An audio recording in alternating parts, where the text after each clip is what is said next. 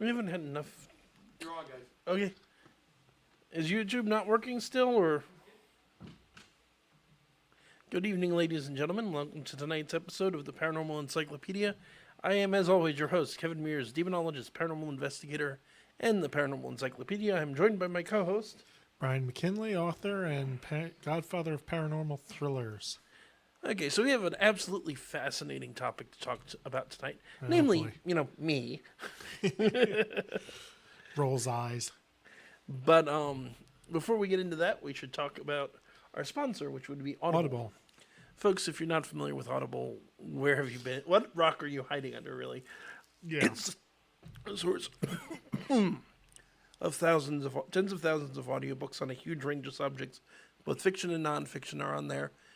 Many of our past guests, Dacre Stoker, John L. French, Terry Vaughn, all of Brian McKinley's fantastic vampire novels are on there. Yep. You have a huge range of options. If you go to audibletrial.com/paranormally, audibletrial.com/paranormally, you can get a free audiobook, a free month's membership, cancel at any time. Audiobook is yours to keep. Yep. It is absolutely worth checking out. And again, what do you got to lose? It's free. Exactly. And it helps out the show, of course. So, folks, we're doing tonight's topic for two reasons, really. Partly is, yes, we want to, again, because of the wonderful world of me, as it were. But partly because I've had some people asking, either via private messages or in a comment, okay, who is this guy? Why should we listen to him? Which is a fair question. Never mistake me on that. Yeah. The other reason, of course, is that, and we now have a tentative date. Hopefully, some of my potential students are already listening in. But starting either May 25th, so the last Saturday of the month, or June 1st, which will be the first Saturday of the next month, we are going to be teaching a weekly course in demonology and paranormal investigation. Here, in fact. Well, you're going to be teaching the course. Yeah, true. I might be there once in a while, just to observe, but I'm not teaching. I may drag you in for some of the folklore segments. Okay. But it's going to be a very large, comprehensive course. We're going to talk about that a little later in the show. The other reason is Kevin just loves talking about himself. Yeah. Those of you who may be interested, you can find us by looking up Ghost Hunting and Demonology on Facebook or on Meetup. I'll have links in the description to both of those places, so you can check us out. You can join the Facebook group. You can join the Meetup group. It's free to join. The classes are going to be $20 a person, except the very first class is actually only going to be $10 to convince you all to join this crazy, wackety ride that it's going to be. Yeah, get a chance to sample it. Yeah. Those of you who do not live in New Jersey, because I know we have listeners all over the place, do still join the group, still reach out to us. Email's also in the description. We are going to be setting up to do a live stream, so you can still hear the class live. We'll have a chat going and somebody monitoring the chat, so you can ask questions. So you'll still have that option there. If you're really excited by the whole thing, you want to buy the whole 30 class course, we're offering a discount on that as well. If you want to buy blocks at a time, contact me. We'll work things out. Whole thing should be pretty cool. But before we get into what that's all going to cover and what, we should get into who the heck I am and why anyone should listen to what I have to say on the subject. Sure. And all joking aside, it's a legitimate question because there's a lot of people out there that claim to be experts on demonology or ghost hunting. Some of whom are very competent. I would not consider myself the best person in this field by any means.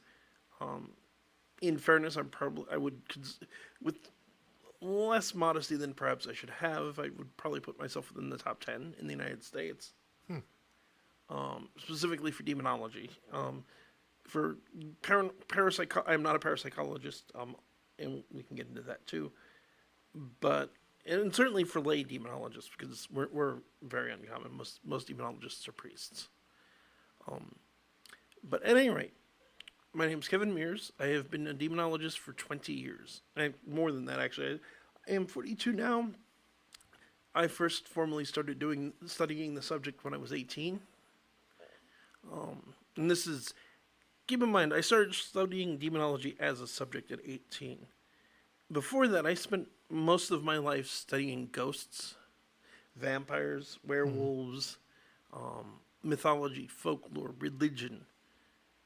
I spent years reading everything I could on the subject because when I was a kid, I found ghosts fascinating, but I didn't know anybody who was a ghost hunter.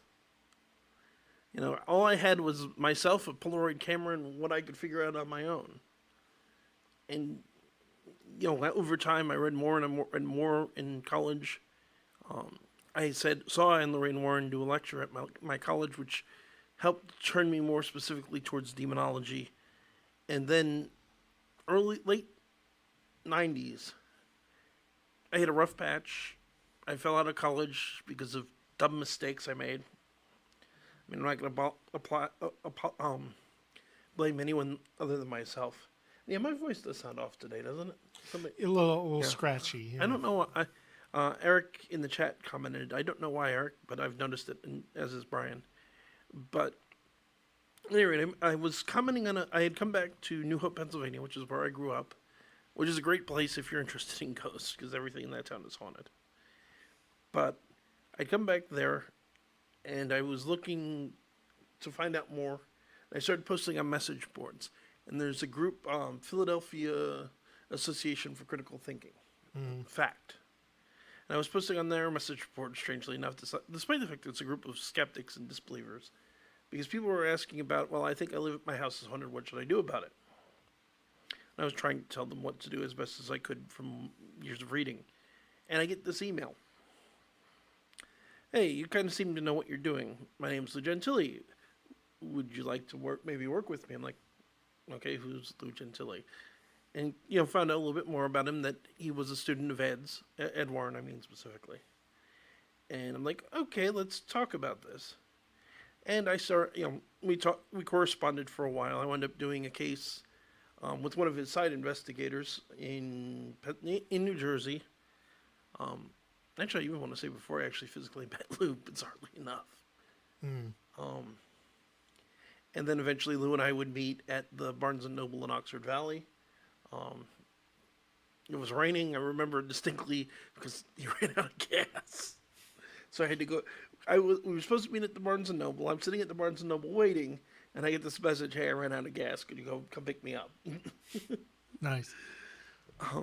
So what was the case that you did before you actually met him? So the first case I ever did for Delaware Valley Demonology Research, the group that Lou ran that I've since taken over, and Eric makes an excellent point, and I'll come back to that. But it was a case in northern Jersey just off of a military base. The whole situation was weird because you had this house just off of a military base. The father of the family was a psychologist or psychiatrist. I don't remember which because it's been 20 years, almost 20 years. Yeah, the difference is a medical degree. One can prescribe medication, the other one can't. Yeah, I know what the difference is. I just forget what she was. Yeah. Though you're absolutely right. But he wasn't in the Army, but he worked for the Army in some very vague capacity. Then you had his wife, his children, and you had a guy who was about to enlist in the Army who wasn't related to any of them that lived in the house for reasons that were never properly explored. But he's just there. Yeah, like I said, this was a weird case. We're sitting, and I'm asked both by Lou and by the other guy I'm with to spend some time alone in the house. The traditional rite of passage for a ghost hunter, at least in the groups I'm aware of, is we're going to take you somewhere haunted. We're going to stick you by yourself for an hour, and we're going to see what happens. And mostly this is usually a let's see if you freak the hell out. And the reality is a lot of people don't. Some people do. But they set this up, and I'm sitting in the one bedroom on a chair that's all the way up against the wall. And it's pitch black. Not only is it pitch black insofar as the lights are all turned off, the power to the entire second floor is cut off. because I'm using an EMF detector, and it's like, well, you don't want anything that has electricity screwing with it.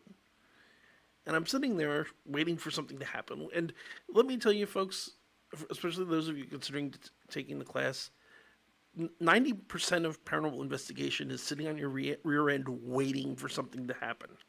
Kind of like detective work. Oh, very much, yes. I used to know a private eye. Yeah, I've heard the same thing from private eyes as well. It's very much the same. You're sitting waiting for something to happen. And I assume it's true for private eyes as well. Often nothing happens. And sometimes the most, you can spend days, weeks even, sitting in the same house. And you're sure there's something there. You get that intuition that there is, but nothing's happening. It gets really tedious, trust me. It's even more tedious when it's a cold, wet night and you're sitting in a cemetery waiting for something to happen. Oh, God. And I've done that, too. That's why I wouldn't be a paranormal investigator. Well, then you freak the heck out. That I would, yeah. See, ghosts would freak me out. You probably wouldn't pass the rite of passage of, we're going to sit you in a cemetery by yourself in the dark and see what happens. Nope. And I think 15 minutes you'd be running. 15 minutes, I'd be like, all right, screw this. And that's okay. This isn't something everyone's cut out for. I like to poke a little fun at you for this, because despite that, here you are. But there's nothing to be ashamed about if this is not for you. I'm interested in the intellectual side of it, which is also fair. I mean, you have. I will say, all joking aside, you have one of the more impressive memories I've ever encountered, as far as just, why you're nicknamed the Paranormal Encyclopedia is just the ridiculous amounts of trivia and facts and whatnot that he has committed to memory that just, when I listen to him talk, that's... And one of our frequent listeners, Eric, made the excellent point that he'd get bored and wind up watching Netflix. Yeah, that's true. I started doing a lot of this back before phones. Well, phones were a thing by the 90s, but internet on like your phone flip was not a phones. thing. Yeah, it was a they cheap flip phone. Yeah, you weren't watching. Heck, the internet wasn't what it is now. This is the late 90s. The internet was AOL and... Which is, so with this case, because there's some more interesting that happens. So I'm sitting in the seat, and I start hearing the snarling noise coming from directly behind me. And I look, and it's like, no, the chair's directly against the wall. A family dog is there.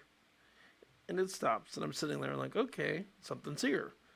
And I take the flashlight I have, because the other thing I hear, and I keep hearing it, is skitter, skitter, skitter. Skitter, skitter, skitter. Like, what?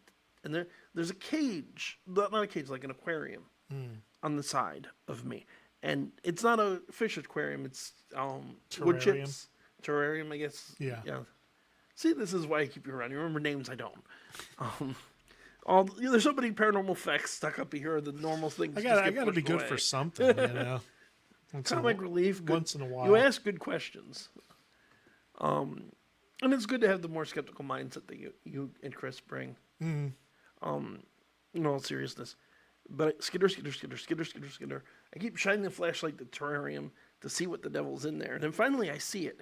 It's a big, that big black scorpion that the kid had as a pet. I'm like, okay. I know some people, I don't understand keeping things like that as pets. So as I understand it, and I didn't know this at the time, the bigger ones aren't the ones to worry about. It's the small ones that are very deadly. not the poison factor. It's just the fact that, I don't know, generally as a pet, you want something that's going to show you some sort of affection. And, arachnids are not known for their ability to... But it is really cool. You have to give it that. I guess there's that sort of macho kind of factor But to there's it. the particular thing that happened on this case, and this is very interesting for a first time out on a real case, because we're sitting on the bed. Now, the wife has been telling us about how she'll hear these voices when she's laying in bed, and that will threaten her and make various insulting names and things of that nature. And we're doing EVP, and I had never done EVP at this point. We've got a digital recorder, and I do have one of them. It will be with me at class, and we'll play around with it. We've played around with it on the show. We should do that again.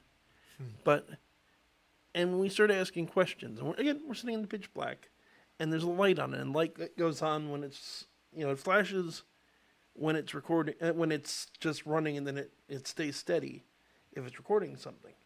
But we noticed that it looks like the light's moving back and forth, back and forth.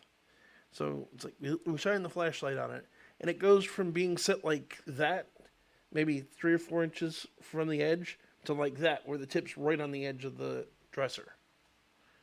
It's like, okay.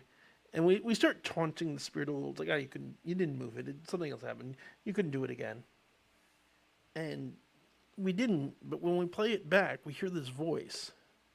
And it says, and forgive me for anyone who's sensitive, but it says, and I quote, "You fucking bitch, you fucking whore." Now, a lot of people in the audience have probably heard EVP before, and it usually sounds like, and you're trying to piece together what that said.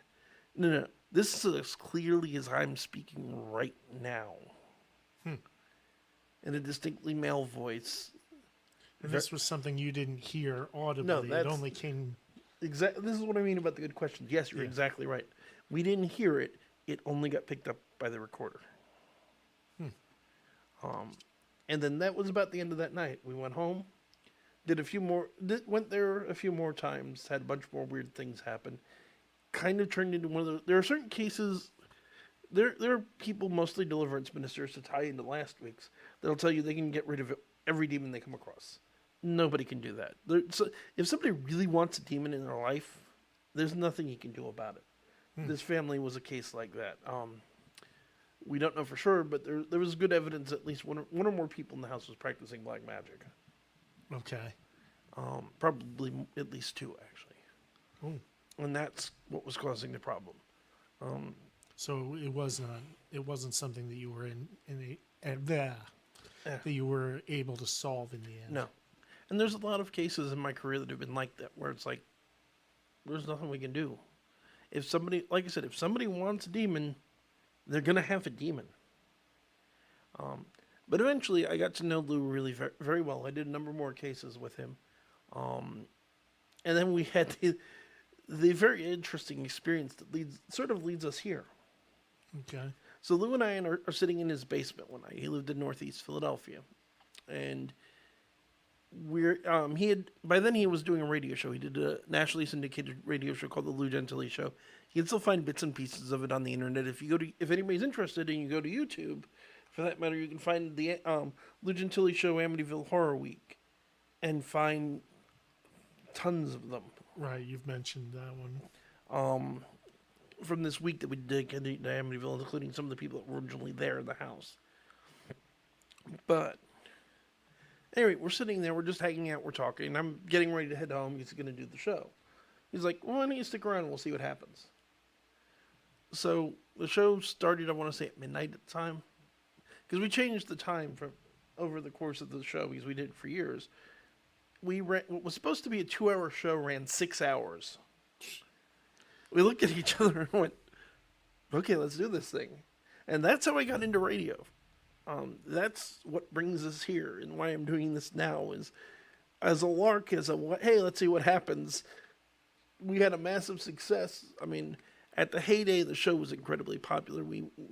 When Art Bell originally retired, for those of you old enough to remember who Art Bell is, people were floating a rumor we were going to take his place running coast to coast. Of course, this didn't happen. Whitley Strieber did. Yeah. Then Strieber retired and Art Bell came back, and the whole kerfuffle there.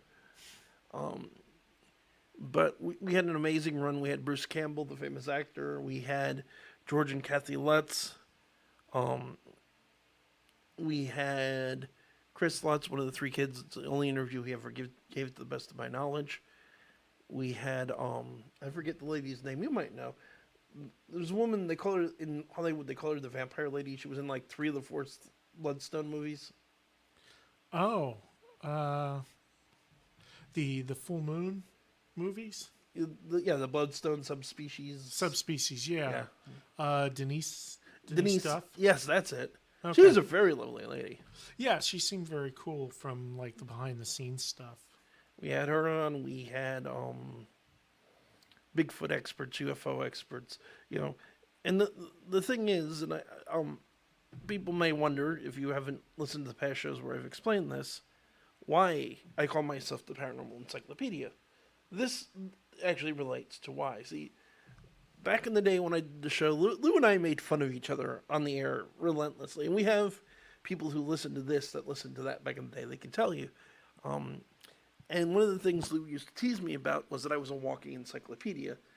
Because it's what Brian said about my memory and the fact that I remember all sorts of weird, random facts about the paranormal, about folklore, fantasy. Yeah, especially like the stuff about the Bible, you know. And I could recall them on air. And it's one of the things Lou has said to me in the past, and said to others in the past, I'm somewhat proud of, is that on a research type of Lou had far more experience than I do now, realistically. He grew up in a house with a demon in it. But Lou would always say that if it comes to book, knowledge and research and study, if I said something, he wouldn't argue with me because he knew I had done the homework. And when I decided 4 years ago, when I decided to start my YouTube channel, before we had the great people at Hamilton Radio here let us come into the studio and start doing it here, I had to come up with a name, and I'm like, Paranormal Encyclopedia. Partly because of the walking encyclopedia thing, and largely to do homage to my friend and mentor. Lou, for those of you who don't, some of you may know him, he was on TV a whole bunch of times, aside from his show. He did Fox Family Channel's Scariest Places on Earth. The last appearance he did, and this is one of the times you can actually see me on television, was a special with a UK skeptic by the name of Darren Brown. He did Darren Brown Investigates the Ghost Hunter, and he came to the United States to work with Lou. And I actually got to be part of that. And that was very close, like within the last year before Lou passed away. If anyone's wondering, he died of cancer in Philadelphia, no less. But one of the things so this lead, and I'll get back more, but this actually is a good tie-in point, because why am I doing this show? Why am I doing classes? People may wonder. One of the things Lou asked before he went was that I keep what he started going. He started DVDR. I took the mantle of running it when he passed, and I've been doing my best to help people. I was blessed enough to have another great mentor who also worked with Lou, who was Pastor Joseph Brose, who was an actual exorcist, who sadly also has passed much more recently. But to try to keep things going, and I always saw that attempt to keep things going partly as a go out and investigate and help people, but also as an educate people. Demonology is a very popular subject right now. There's a lot of TV shows. There's a lot of movies about it. The Conjuring movies. Yeah. The Insidious movies deal with demons. TV shows, the Paranormal Activity has a demonologist in it. And you have all these things out there, and you have groups out. You go to Google and Google demonology. There's lots of groups out there claiming to be demonologists. Some are very good. Like I said, there are groups that I will flatly say, are better than me. John Zaffis, operating out of Connecticut, is better than I am. And I've had the privilege of working with John. Tony Spira is basically taken over the mantle from Anne Lorraine now that Lorraine has passed. Knows what he's doing, and I have nothing negative to say about either man. But I'm trying to leave my mark and try to help people the best I can, and part of that is getting accurate information into other people's hands. Right. And the other reality of that is, I'm 42. I'll be 43 in July. I'm not. Lou was a year or two younger than I am now when he passed away. I'm not getting any younger. I have my own share of issues from time to time. I want to make sure that there are people, when I go, hopefully long from now, I'm not don't think I'm getting into this depressing, I'm about to die type of thing. That's not my point. But when I go, may it be years from now, I want to be sure that there are people out there who know at least enough of what I know to keep things going, to keep helping people who need help, which is the point of doing these classes. Right. Find somebody that you can kind of pass the torch to. Or multiple people, really. Or multiple people, yeah. And there's also the realistic side, DVDR could use new members. And if you're willing to come to the class and put in the work, I'm willing to talk to you about bringing you on. This isn't just I'm going to throw a lot of information at you and walk away, and that's the end of it. If if you're coming in remotely, there are things we can talk about that on that way too. Yeah. Satellite offices and whatnot. Yep. Lou talked about that more than once before he passed away. Yeah. I want to arm, and to put it bluntly, in my opinion, in my personal opinion, and it's hardly a unique opinion among Christians in particular, there is a war going on between God and the devil. I want to arm people to fight. And that's the point of doing this. And, the Bible says, and it's a great quote, "My people are destroyed for a lack of knowledge." Because that's another common and very fair question I get, which is, why do you focus so much on the evil? Why don't you talk more about God? And the answer is, my people are destroyed for a lack of knowledge. There are too many people out there that don't know what the... Yeah, Hosea 4:6, if anybody's wondering where. There are people out there that mean well, that don't know what they're doing, and get into serious trouble. Both spiritually, you can get hurt doing this. You can have something follow you home if you don't know what you're doing. You can get attacked. You can get physically attacked if you don't know, especially if you don't know what you're doing. And not only that, and this is something a lot of people, because I've run into groups before, and I'm not bad-mouthing anybody for this. It's as good a reason as any, who see this on television and go, I can do that. And that's fine, but there are certain legal and ethical considerations that you need to keep in mind, because depending on this, and I'm not a lawyer by any means, but depending on the state and the jurisdiction you live in. Not a lawyer. This does not represent legal advice. You can get into legal trouble for doing unethical things. Like, say, sleeping with somebody who comes to you for help with something like this. Oh, God. Yes, it happens. I'm not making up examples. Oh, of course not. No, I can totally believe that happens. I believe you can believe it, but I want to say for the the listening audience as well, that things like this have been an issue before. And, you can get in trouble. Depending on jurisdiction, check with a lawyer. This can be considered a form of spiritual counseling, which means you're under all of the legal concerns a counselor's under in terms of ethical obligation. Yeah. That's also why confidentiality is another big deal. You'll notice at no time when I talk about cases have I mention names. Or if I do, I make them up. Sometimes on the spot. Which is fair. Yeah. And I think most, if not everyone who's listening understands that. Yeah. So what was another case that you did? Maybe one where you had more of an effect? There's a particular case. There's probably one of the ones where we had the clearest effect, which was actually after Lou died. Oh. Was one I did in Delaware. So one of the things I've done aside from investigate my own is occasionally, when other groups that are competent in because a lot of groups out there are very good at investigating ghosts. But they don't, if they're dealing with a violent haunting, they don't have any idea what to do. So they'll come to someone like me. I get asked exactly for this kind of situation in Delaware. So I bring Father Joe with me, because he was still alive at the time. And this is one of the funny things about Father, is when I show up to a case, I show up in a suit, tie, or at least a dress shirt and a tie. When he showed up to a case, he usually showed up in painter's overalls, covered in, splattered in paint, looked like a mess. And this was no exception. But we're called to this house down in Delaware, where people are having these experiences. They'll see black shadowy forms walking around. They'll hear threats. They'll hear growling.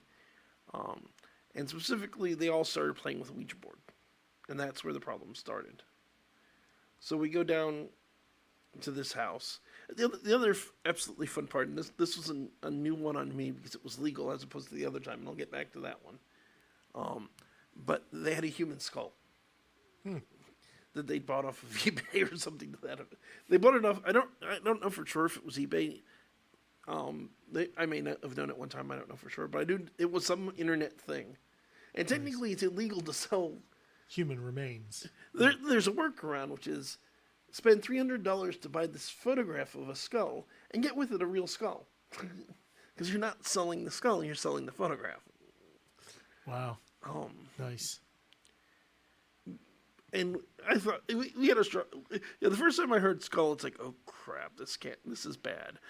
In fact, it was a conversation starter type of situation. It wasn't actually part of the problem. I was surprised.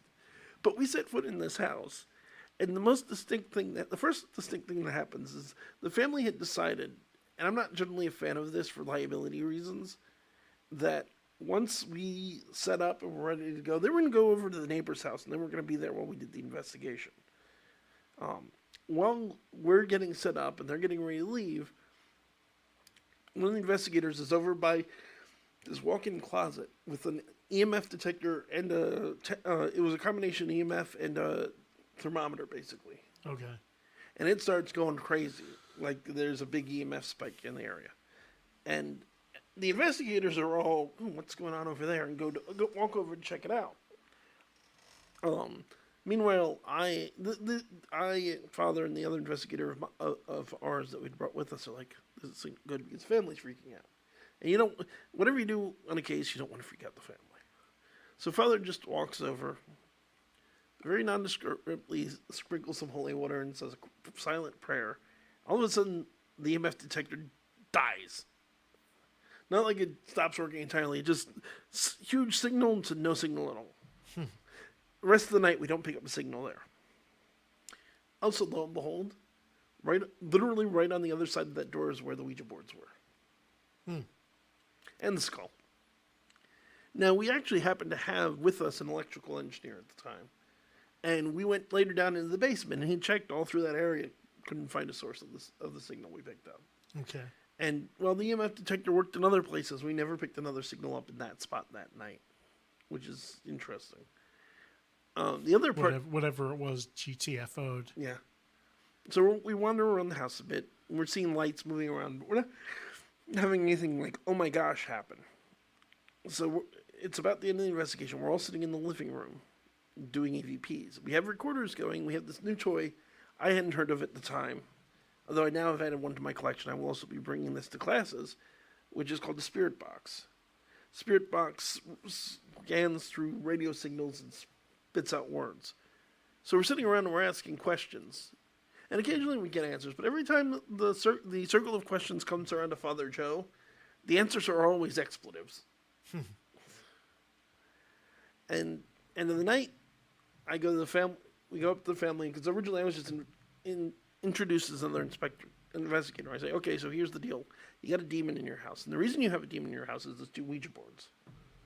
What we need to do is we need to get rid of the boards. 9 times out of 10, that may fix your problem. If it isn't, let us know, and we'll come back. So I do a binding on the boards. We take them. We go dispose of them. We get the call. Yeah, it's still going on. We go down next week, and that's when we fully unmasked Father Joe as a priest and exorcist. He did a house blessing, and they haven't had a problem there since. Okay, nice. And a lot of the time, people think of the big dramatic exorcisms like you see in the movies. A lot of the time, you just need a house blessing, believe it or not. Right? Yeah, like you mentioned that last week.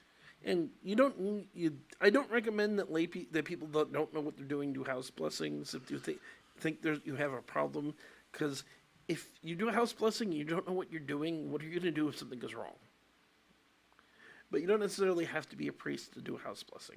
I've done them on cases before, I specifically, when I do it, I specifically use a Catholic house blessing that explicitly says it's permitted for lay people. Mm-hmm. And I've had that work too, and it works fine. Of course, the funny part, and I think it's worth telling the rest of the story. Okay. So we finished the house blessing, and we're stuck in Wilmington, Delaware at 10 o'clock at night. We've all driven about 2 hours. We've got nothing to do because the case is done, and we're hungry. Mm. So okay, we passed a diner on the way here. Why don't we go there and have dinner? Okay. We go to the diner. Now, you hear the word diner. You think of a big city like Wilmington. You expect it to be 24 hours. It was closed at 10 p.m. on a Saturday night. It's like, okay. Other places don't know what diners are. I'm just going to say that right now I agree. as a native Jerseyan. Yeah. And all the problems with Jersey were good with our diners. She's like, oh, there's a Burger King literally right next door. Burger Kings are open till 11. Not in Wilmington, Delaware. So the one guy's like, wait, down on the highway, there's a Buffalo Wild Wings. Follow me, I know the way. They moved the Wild Wings. But there's a restaurant there. Who's the cursed? And the restaurant is open. Ah. I brought a priest to Hooters. Nice. Because it was the only thing we could find at 10 o'clock at night in Delaware that was open. Yeah, you know what? I'm going to go out on a He limb enjoyed and their say- hot wings, no less. Yeah, I'm going to say it probably wasn't the first time that a priest went to Hooters. Probably not. And as a point of clarification, when people hear me talk about Father Joe, he was Orthodox. He was not Roman Catholic. He was married. He has very great children, very great wife that survived him. And before we keep going, we're past the 7 o'clock mark, so we should probably give out the phone number. Yes. You know, folks, if you're please listening call in with questions. and you have questions, if you want to know more about me, I'm going to tell another story or two, and then we'll probably get into the class. 609-807-2492. 609-807-2492. So I'll kick off. I'll tell the story everyone wants to hear, which is the scariest experience you ever had. Oh, yeah. So I'm going to tell you guys the one I find the most disturbing, and I'm going to tell you the funniest. Which still gets me every time. It was actually pretty recent. In fact, our producer was there. Yeah, I know this story. Well, I know both these stories now but they're good. The most disturbing case I ever did was when I did with Lou. Early in my career, this was still in the 90s. We get asked to do a case in western Pennsylvania. So it's about a 4-hour drive each way from Philly. It's out Pittsburgh area. We get out. Pennsylvania's a big state. We actually had 2 cases we were supposed to do, but we never got a hold of the one guy, so we wound up just working on the other, which was more than big enough by itself. Which is ironic, because we thought the one was nothing, and we thought the other one was going to be a big deal. He's talking about you could stand at the bottom of the stairs and throw pennies up to the top, and they come something threw them back down. Kind of curious about that, because it's almost poltergeist stuff, but we never heard back from the guy. But this guy's telling us how he'll lay in bed at night and feel things walking around him on the bed. Poking, prodding, pinching, pulling hair, hands under his skin rubbing around. We had him lay down, and this I get flagged when I've talked to atheists because I want to see the video, and unfortunately, it's been 10 years. It's been well over 10 years. It's a little hard to run down. And his family isn't involved in this work anymore, so it's a little hard to get the video out of wherever they may have stored it. I don't think they even know. But we had him lay down on the bed. Almost 20 years now, if it was the 90s. Very late 90s, but yeah. Okay, yeah. 98, 99. Yeah, but you figure that's that's almost 20 years now.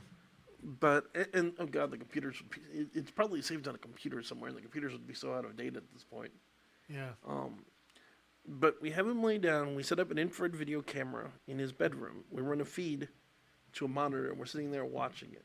He says that the entities are there, and we watch the bed start to depress like something small, maybe the size of a cat, is walking across it. The thing is, whatever it is, despite being the size of a cat, is clearly not a cat because one, it's invisible. All we can see is the bed indenting. The other thing is it's 2-legged. Now, I sat in that room. I watched a bunch of things materialize. But the real kicker, and the reason this is so disturbing to me, it's not so much a jump scare moment. It's more the scare you have in a horror movie when you go home and you think about all the implications. Yeah. Because after a while of talking to this guy, we find out everything he's telling us didn't start with him. His wife was experiencing it. He wasn't, and he didn't believe her. He thought she was crazy. She goes to the priest. The priest doesn't believe her. He takes her to a psychiatrist. The psychiatrist doesn't believe her. finally, one night, she goes to a cabinet in the living room, takes out a handgun, drives to the grocery store where she works, puts the gun in her mouth, pulls the trigger. The next night, everything I described starts happening to him. This is the case that sticks with me. This is the reason I keep doing this. I don't want to see somebody else push to the point where they commit suicide. Or maybe a house blessing. Maybe even as little as a house blessing would have made a difference. And ultimately, yes, we had actually an exorcism performed there, which brought it to an end. But that's the stakes, folks. People have asked me before, why don't these things just up and kill people? The answer is they do. It gets written down on the coroner. It doesn't get written down as demon on the coroner's report. In this case, it got written down as suicide. But that woman was so twisted around by what was going on in her house, she killed herself. And you can absolutely fairly say that everything I described, the pinching, the prodding, the feeling of a great weight settling on her in the night, and him as well, and being unable to move, all of that can be explained with sleep paralysis. Even with the husband starting to experience it after her death, could be explained by guilt. Yeah. But you can't videotape guilt. Right. And that's also the big difference between what I do, what I do in some of the goofy groups out there. It's like, no. I'm going to say you have something in your house, I need to see it. Rule one is I need to see it. And rule two is really I need to document it. But if I didn't see it, it didn't happen as far as and that isn't to say that if I didn't see it, you're crazy. But show me. Right. Eric in chat made the excellent point of a lot of demonologists are actually fairly skeptical, and it's true. When I walk into a house, despite what many people would think, my first assumption is not that the house is a demon, because there's lots of other things that could be going on, some of which are not paranormal, some of which are paranormal. And we're going to talk about telling the difference. Like that one time with the what was it, squirrels or raccoons? Yes, let's tell that story. This didn't happen to me. This happened to a friend of mine. It's just such a funny story. But a friend of mine in Texas is asked to investigate an apartment. Now, sometime back, there was a murder that took place in the apartment. And ever since, no one lives there for more than a day or two. They all run out, swear the place is haunted. The owners want to rent their apartment for completely understandable reasons. So they asked my friend to get involved. Now, it's San Antonio, which is not the safest city in the United States by any stretch of the imagination. It's not a good part of town either. So she quite sensibly asks a friend of hers to go with her. An ex-Navy SEAL, who's currently was at the time training for search and rescue and a paramedic. They walk in the front door. They hear weird noises coming from somewhere. Her response was the investigator response. Let's figure out what's going on here. His response, turn around, run out the door, run down the street, screaming like a little girl the whole way home. And they lived down the street. They both lived nearby, so it wasn't very... So he could literally run home, shouting wee, wee, wee all the way home. Yeah. But she ultimately figures out what's actually going on. There's a family of raccoons living underneath the apartment. Raccoons make really weird noises. Yeah, like almost human-like. Yes, very much so. So you have the story of somebody being murdered there. You have the story of all these people that can't stay there more than a day or two. And then you're just laying there at night and you hear something almost human-like coming from, say, below you or the walls. You freak out. Mm-hmm. It's a very natural human response. Yeah, imagination is a powerful thing. She goes home. She tells the owners, call pest control. You don't have a demon or a ghost. Meanwhile, he's gone home, called their friends, called the cops, told everyone that the house has eaten her. She lives pretty much directly across the street from this place. She sees red and blue lights on the street. And she goes, "What the heck's going on?" So she goes outside, sees him from behind, facing the house, talking to the cop. She starts walking out. The cop sees her walking up and goes, "Can you describe your girlfriend?" The guy starts the description. The cop finishes it. "How did you know?" Boom! Like a little girl. Which is also another basic truth. And another reason why we do the test run, the trial by fire, as it were, is no matter how tough somebody is, you never know how they're going to react faced with a spirit. Because I have the utmost respect for the armed forces, but the reality is when you run into a situation like that, which is outside of everything you've ever trained or prepared for, it can demolish your worldview. And that can be one of the most terrifying experiences a person can have. I have no problem taking skeptics with me on a case. It's just, I don't care how skeptical you are, I'm still going to make you go through the same trial as everybody else. Because if something happens, I need to be sure you're not going to freak on me. Because you don't want to freak out your client. So there's the other story I want to tell, and then I want to talk a little bit about the class before we get going. Since it's almost 7:30. So the other story is by far the funniest experience I've ever had. And this was a legitimately haunted house.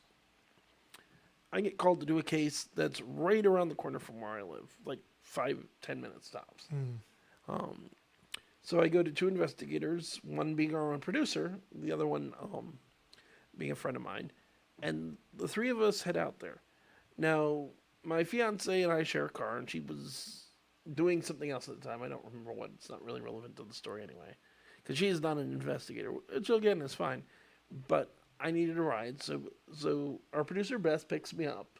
But the thing is, first the GPS sends her to the house we're investigating. How? She put in my address originally. It got changed somewhere along the way.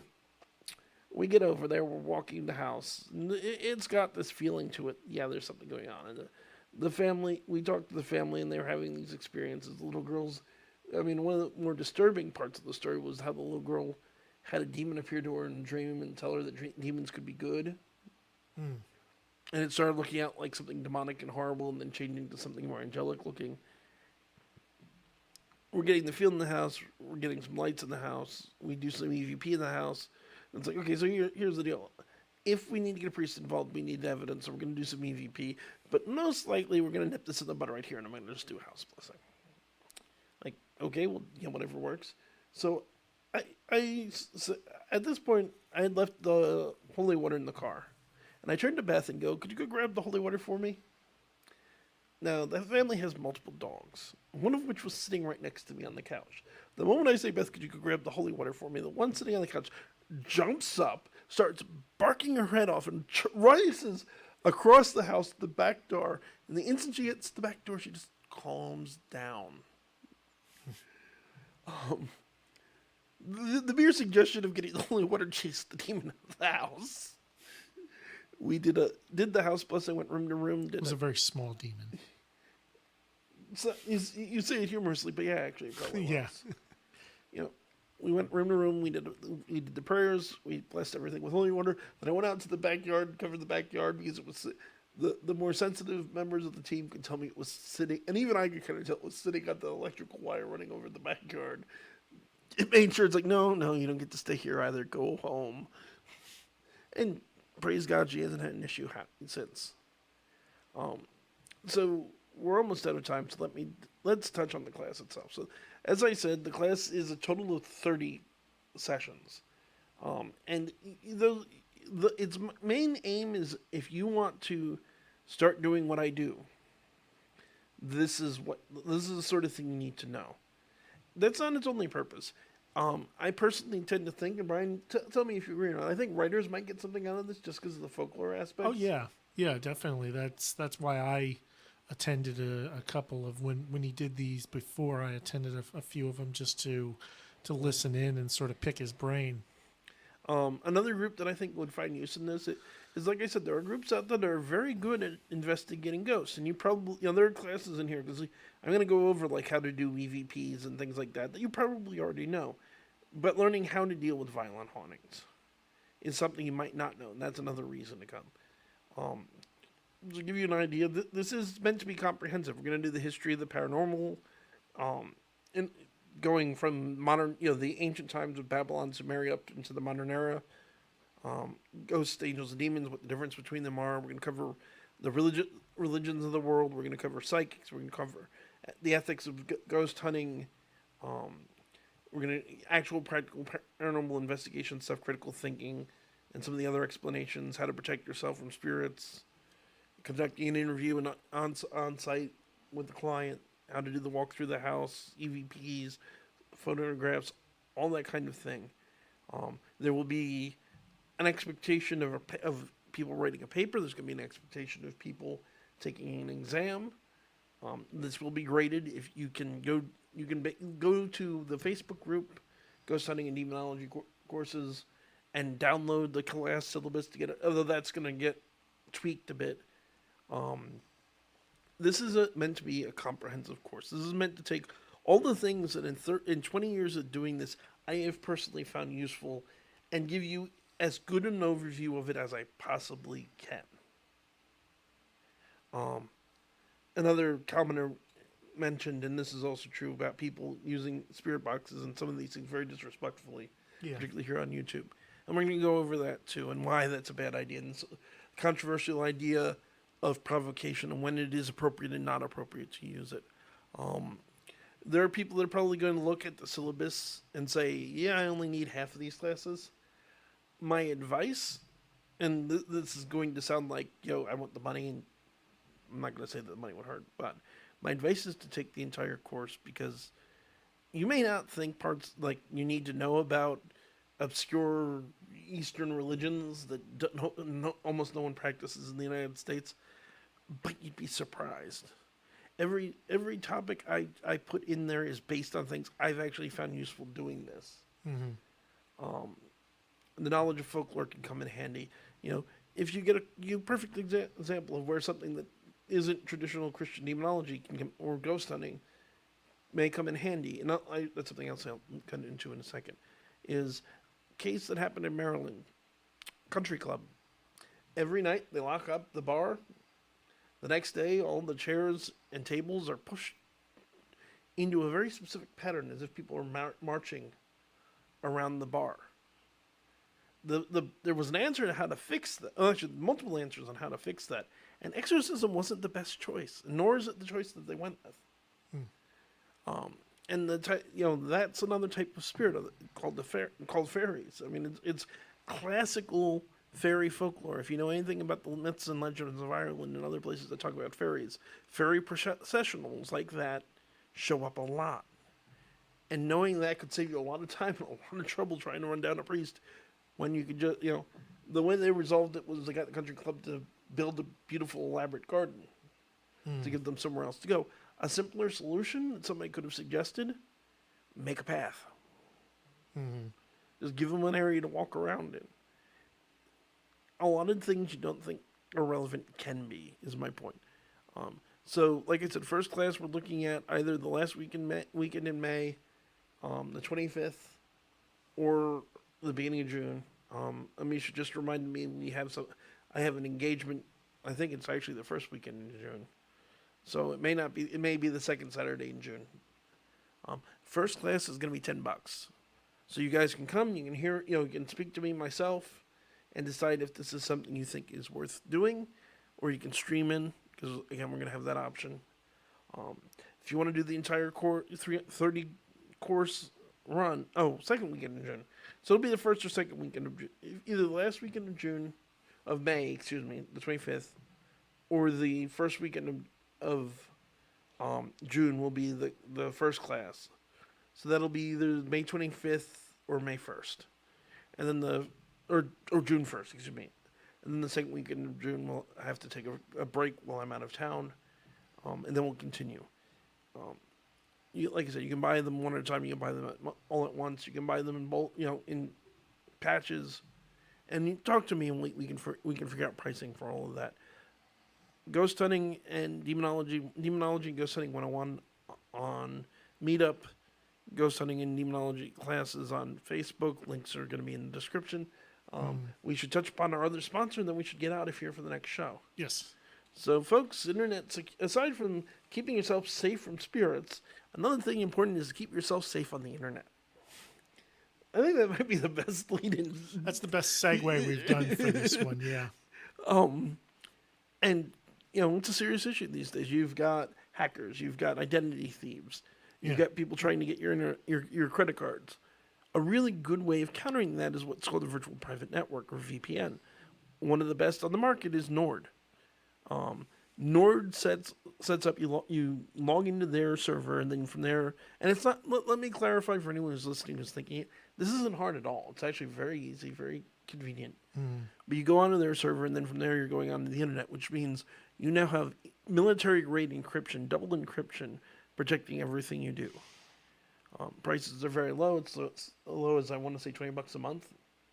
Yeah, Even that's lower, to maybe? start. If you buy Yeah. like a year in advance, it becomes less than $10 a month. Yeah, you get less than $10 a month if you buy a year in advance, and you get a 30-day money back guarantee. So if you decide this isn't for you, no risk. I use it myself. Chris, our erstwhile co-host, uses it himself. It is a really good program. It's very, very user friendly, very easy to use. I highly recommend checking it out. If you get a link in the description, you can help out the show when you do so, and you'll be glad that you did. That's going to do it for tonight. Remember to check out all the things we mentioned, and if you're broke, and you want to help us out in a simpler way, like, comment, share, and subscribe. Yes. We're at 545 subscribers on YouTube. Thanks to each and every single one of you. We love you all. Nice. Remember, we're working on doing the Hot Wings Challenge with Chris. We're going to probably do it as a side video just because he can't come into the studio anymore. Remember as well, if we go And to... they don't want us to eat in the studio. Also true. If we get to 1,000 subscribers, I'm doing the show in a dress. Oh boy, what Yeah. a treat! Or maybe we'll just do a poll, and it's like, if we get to 1,000 subscribers by the end of the year, I'll do the show in the dress. If we don't get to 1,000 or if we do it, I won't do a show in the dress. Yeah, something. What like do you that. guys prefer? Yeah, we'll do some. Should kind we of hold it as a threat, or should we offer it as a boon? Yeah. Let us know in the description or in the Back comments as below freaking what out you think. backstage. I'm not saying I won't do it. I'm just saying if people really don't want me to do it, then maybe I shouldn't. We don't want to lose subscribers over this. But that's going to do it for this week. Thank you all seriously for tuning in. This is Kevin Mears saying good night and God bless. Brian McKinley saying, "Keep your fangs sharp." Good night, everybody. Night.